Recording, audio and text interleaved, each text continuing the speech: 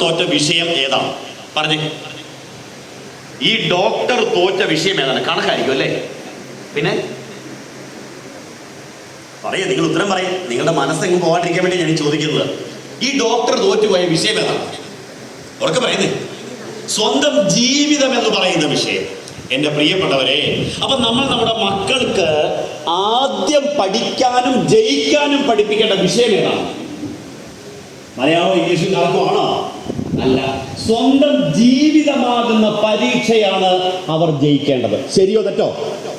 ശരിയോ? അങ്ങനെയാണെങ്കിൽ ഞാനിപ്പോൾ ഒരു സ്കൂളിൽ പഠിപ്പിക്കുന്ന മാഷ നിങ്ങൾക്കറിയാമല്ലോ. എൻ്റെ സർവീസ് കാലം അറിയാമോ? 31ാമത്തെ കൊല്ലമാണ്. സർവീസിൽ കയറിയിട്ട് 31ാമത്തെ കൊല്ലം. ഞങ്ങൾ ഈ പഠിപ്പിച്ച ഇത്രയും നാളും മലയാളം പഠിപ്പിക്കുന്ന ഇംഗ്ലീഷ്, ഫിസിക്സ്, കെമിസ്ട്രി, കണക്ക്, ബയോളജി, ഹിസ്റ്ററി, ജോഗ്രഫി, സംസ്കൃതം, വേദാന്തം ഒക്കെ പഠിപ്പിക്കണം. പഠിപ്പിക്കാൻ ഇന്നേ വരെ കിട്ടാത്ത വിഷയത്തിന്റെ പേരാണ് ജീവിതം. അത് സ്കൂളിൽ പോയാൽ പഠിക്കാൻ പറ്റുമോ? പറ്റുമായിരുന്നെങ്കിൽ ഈ IAS-കാരനും IRS-കാരനും IFS-കാരനും മരിക്കത്തില്ലായിരുന്നു, MBBS-കാരൻ മരിക്കേണ്ട കാര്യമില്ലായിരുന്നു. അപ്പോൾ പ്രിയപ്പെട്ടവരെ, എന്നെ കേൾക്കുന്ന ഓരോ അമ്മയോടും അച്ഛനോടുമാണ് ഞാൻ പറയുന്നത്, നമ്മൾ നമ്മുടെ മക്കളെ ജീവിതം പഠിപ്പിക്കണം, ജീവിക്കാൻ പഠിപ്പിക്കണം, ജീവിതത്തിൽ ജയിക്കാൻ പഠിപ്പിക്കണം.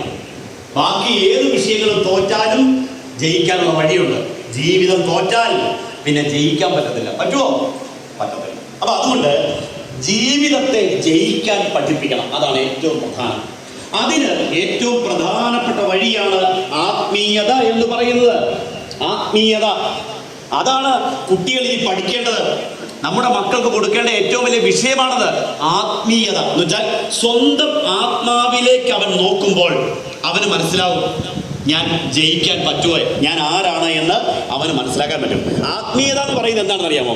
ഈ എപ്പോഴും ഇങ്ങനെ അമ്പലത്തിൽ വരിക, തൊഴുക, പ്രാർത്ഥിക്കുക, ഭജന ചൊല്ലുക, ഭസ്മവും ചന്ദനമൊക്കെ തേക്കുക, മന്ത്രം ചൊല്ലുക, ഇത് മാത്രമല്ല ആത്മീയത.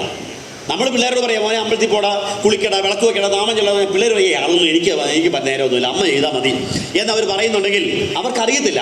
യഥാർത്ഥത്തിൽ ആത്മീയത എന്ന് പറയുന്നത് അവനവന്റെ ഉള്ളിലെ സത്യത്തെ ബോധ്യപ്പെടുന്ന അവസ്ഥയാണ്.